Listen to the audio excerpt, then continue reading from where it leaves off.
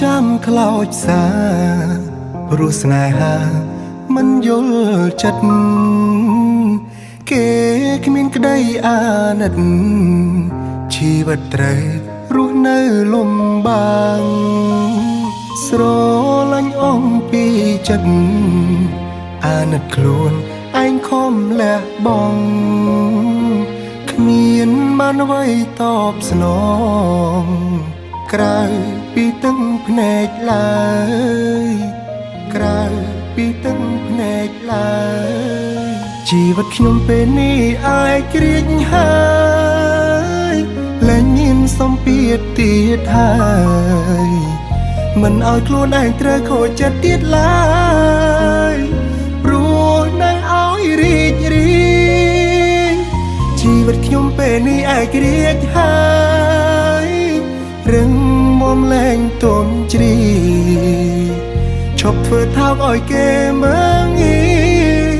ឈប់ឲ្យគេធ្វើបាបលើចិត្ត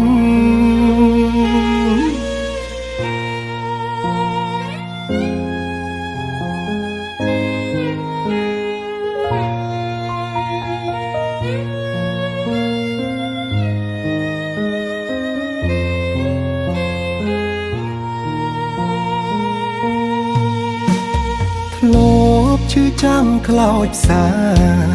ព្រោះស្នេហាមិនយល់ចិត្តគេគ្មានក្តីអាណិតជីវិតត្រូវរស់នៅលំបាកស្រលាញ់អងពីចិត្តអាណិតខ្លួនឯងខំលះបង់គ្មានបានអ្វីតបស្នងក្រៅពីទឹកភ្នែកឡើយក្រៅពីទឹកភ្នែកឡើយជីវិតខ្ញុំពេលនេះអាចក្រៀកហើយ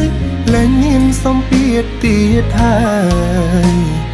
មិនឲ្យខ្លួនឯងត្រូវខូចចិត្តទៀតឡើយព្រោះនៅឲ្យរីករាយជីវិតខ្ញុំពេលនេះអាចក្រៀកហើយរឹងមាំលែងទន់ជ្រាយឈប់ធ្វើថោកឲ្យគេមើងងាយឈប់ឲ្យគេធ្វើបាបលើចិត្តជីវិតខ្ញុំពេលនេះអាចក្រៀកហើយលែងមានសម្ពាធទៀតហើយមិនឲ្យខ្លួនឯងត្រូវខូចចិត្តទៀតឡើយព្រោះនៅឲ្យរីករាយជីវិតខ្ញុំពេលនេះអាចក្រៀកហើយរឹងមាំលែងទន់ជ្រាយឈប់ធ្វើថោកឲ្យគេមើងងាយឈប់ឲ្យគេ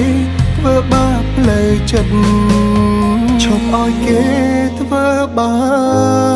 បលើចិត្ត